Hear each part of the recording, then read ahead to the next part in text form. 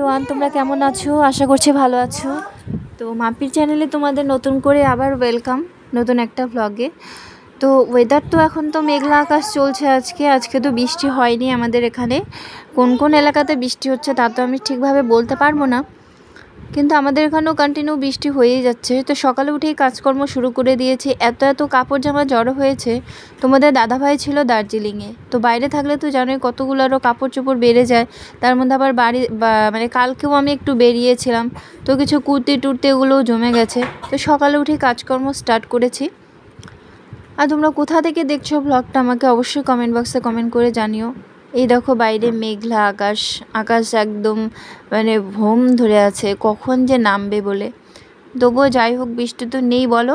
হাওয়া বাতাস যা থাকে এই টাইমটুকুনি বাচ্চাদের যা জামা কাপড় থাকে সেগুলো ধুয়ে দিলেই বরঞ্চ হাওয়া বাতাসে শুকিয়ে যায়। আর ওই তোমার যেটুকুনি হোক ঝরঝরা হলে ঘরে নিয়ে এসে ফ্যানের নিচে মেলে দাও, শুকিয়ে যায়, তাই না?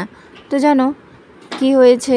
কিছুদিন আগেই তো তোমরা জানো, আমি ব্লগে দেখিয়েছিলাম, একটি ব্লগে আমার বড় মেয়ে পুচু, ওরও চিকেন পক্স হয়েছিল। তো আবারও হয়েছে এবার গুনগুনের। তো ওটা কীরকম বলো তো, ঘামাচির মতো হয়। অনেক কাপড় চোপড় ছিল আজকে, ছাদ আজকে একদম ভরে গেছে। আমার এতগুলো কাপড় চোপড়, নিচে ওদের কতগুলো কাপড় চোপড়, আবার ছোটটা ধুচ্ছে। আসো এদিকে আসো। আর জানো তো হাম হলে খাওয়া দাওয়ার কত কষ্ট করতে হয়, অনেক কিছু খাওয়া দাওয়ার বাজবিজ থাকে। হলুদ খাওয়া যাবে না, ফোড়ন দেওয়া যাবে না সবজিতে। খাওয়া তো মানে এখন উঠেই যাবে টোটালি।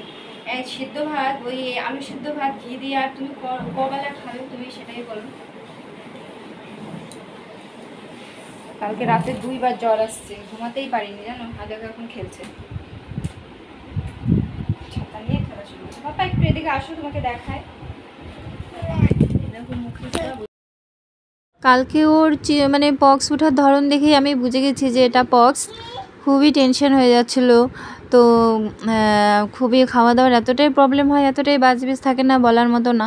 তো এবার ভাবছি যে আমি নিরামিষ আমার হাজব্যান্ডকে করে দেব, কারণ ও না মানে যেহেতু বাইরে কাজকর্ম করে, ছেলে মানুষ তো এসে সেভাবে ওরা কিন্তু সিদ্ধ ভাত খেতে পারে না। তো ভাবছি সিদ্ধ ভাতটা শুধু আমিই খাবো, ওই যা ডাল সেদ্ধ আলু সেদ্ধ। কারণ ও গুনগুন তো বেস্ট ফ্রেন্ডিং করে, তো যার জন্য আমার ওই সিদ্ধ খাওয়াটাই ঠিক আছে, ফোড়ন দেওয়া দরকারি না খাওয়াই ভালো। তো ভাবছি এবার এটা করে দেখতে। আর পুজোর সময় আমি ফোড়ন টোড়ন কিচ্ছু দিইনি জানো। আর তোমাদের দাদাভাই 3 দিন ছিল দার্জিলিংয়ে, আমরা 3 দিন বাড়িতে খেয়েছি ওই সিদ্ধ ভাত। তারপরে একদিন বাড়িতে তোমার দাদাভাই মানে তার 3-4 দিনের দিন বাড়িতে আসলো, তখন আর কি খেয়েছিল সিদ্ধ ভাত। তো কিছুতেই খেতে পারছিল না, খুবই কষ্ট হচ্ছিল ওর খেতে। তো 5 দিনের দিন তারপরে তো উঠিয়ে দিয়েছি, তোমরা জানোই, সারাদিন মেনে। আর এখানে আমার গুটি সুটি সোনা ছাতা নিয়ে খেলা করছে। দেখো ওর বাবার ছাতা, এটা আজকে নিয়ে যায়নি, হয়তো ভুলে গেছে। কালকে যেহেতু এসে অনেক জিনিসপত্র নামিয়েছে, তো তার মধ্যে ছাতাটাও আর কি দেখছি বাইরে। তো বিছানাপত্র আমার গোছানো হয়নি, তো বিছানাটা গুছিয়ে নিয়ে আগে চলো। প্রতিদিন তো ওই বেড কভারটা চেঞ্জ করতে হবে।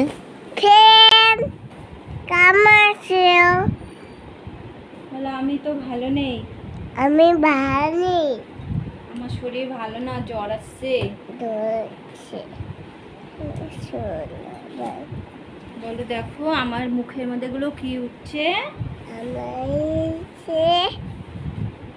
তোমরা কি ভালো আছো? ভালো আছো?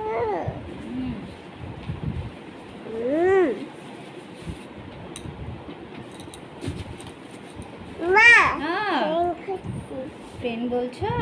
হ্যাঁ, সবাই তোমার ফ্রেন্ড। হ্যাঁ, ওখানে অনেক আন্টি আছে, দিদিভাই আছে, কাকাই আছে, মিমি আছে, মামাম আছে, হ্যাঁ সবাই আছে, আমিও আছে। সবাই দেখছে তোমাকে, বুঝছো? সবাইকে একটা ছোট্ট করে আপ্পি দিয়ে দাও। দাও আপ্পি। এদিকে দেখা যাচ্ছে না, এখানটা আসো তাহলে দেখা যাবে। এখন আপ্পি দাও, বলো সবাইকে আপ্পি বলো। এরকম করো, এরকম করো। সত্যি জিনিসটা না খুবই কষ্টের হয়, যার বাড়িতে হয় তারাই একমাত্র বোঝে কতটা ফেস করে কি। ওদের খুবই নিয়ম করে চলতে হয়। তো আমি যতটা পারবো চেষ্টা করব নিয়মটা মেনে নেওয়ার জন্য। তো এদিকে ওর সাথে আমি গল্পও করছি গুনগুনের সঙ্গে, আর এদিকে আমার কাজটাও সেরে নিচ্ছি। আর ওই প্রতিদিন ঘরের মধ্যে ধূপধুনা জ্বালাবো, আর হচ্ছে ওর মাথার নিচে তো নিম পাতা রেখেই দিতে হবে, কারণ এগুলো খুব আর কি রাখা, যত নিয়ম করবে তত ভালো। যাই হোক, কী করবো, এখন করার তো কিছু নেই, যেহেতু হয়েছে মেনে নিতেই হবে। তো আমার সব কাজ কমপ্লিট হয়ে গেছে, রান্না বান্না থেকে শুরু করে এখন শুধু আমি স্নানে যাব। তো এখন গিয়ে দেখছি যে বাথরুম বন্ধ, মা বাথরুমে ঢুকেছে। তো এই যে কাঁথাটা দেখতে পাচ্ছ, দেখো মানে কাঁথাটা অনেকটা খারাপ হয়ে গেছে, বুঝেছো, ছেঁড়া ছেঁড়া দেখতেই পাচ্ছ। এটা একটু সেলাই করতে হবে। এটা না গুনগুনকে রাত্রেবেলা ঢেকে দিয়েছিলাম, তো কালকে তো রাতে ওকে প্যাম্পার্স পরাইনি, ওগুলো না চুলকায়, তো ভাবছিলাম যে তাহলে প্যাম্পার্স পরাবো না, তো প্লাস্টিক পাতিয়ে মানে ঘুম পাড়িয়ে দিয়েছি। তো কাঁথাটা একটু ভিজে গেছে, হিসে করেছিল। যাই হোক, ওটা একটু যেহেতু হালকা হাওয়া টাওয়া আছে একটু শুকিয়ে যাবে, বেশি কাঁথাটা ভিজেনি। আর জানো, এরকম ওয়েদার থাকলে আমাদের বাড়িতে একটা কম্পিটিশান লেগে যায়, কাপড় চোপড় কে কত আগে কাপড় চোপড় ধুবে, কে কত আগে শুকাতে দেবে, মানে মানে জানি তার বুক করবে, এরকম একটা। তারপরে আবার যে দেখতে পেলে আমি নিচ থেকে যে উপরে উঠলাম, সেখানে দেখেইছো আগেই একদম কাপড় চোপড় ভিজা কাপড় চোপড়, কিন্তু ওগুলো বৃষ্টি আসেনি যদিও, তার আগেই আমার দেখো বড় যা মেলে দিয়ে গেছে। হ্যাঁ, এবারে এরকম একটা আর কি শুরু হয়ে যায় বাড়িতে, মানে কে কার আগে কোনটা করতে পারবে বলার বাইরে এই সমস্ত হয়। তাই যাই হোক, আমার কাপড় চোপড় মেলা হয়ে গেছে। এই দেখো গাছগুলো কি সুন্দর, গাছগুলো খুব সুন্দর ফুল দিয়েছে, তাই না? এগুলো যত্ন করে মা, এর আগেও বলেছিলাম তোমাদের। দেখো এগুলো হচ্ছে সাদা ফুল আর কি, যেটাকে বলি টগর ফুল না, এটা কিন্তু সাদা, টগর ফুলও সাদা হয়, বাট এটা কিন্তু টগর ফুল না, তাই না? জানি না তোমরা কী নাম বলো, বাট এটার মনে হচ্ছে সন্ধ্যা মালতী, না সন্ধ্যা মালতী হবে না। যাই হোক, বেশ খুব সুন্দর সুন্দর মা গাছগুলো যত্ন করে উঠিয়েছে।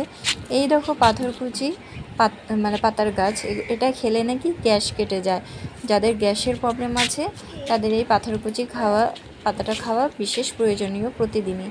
আমাদের বাড়িতে যদিও থাকলেও কি খাই না, কারণ ভালো লাগে না।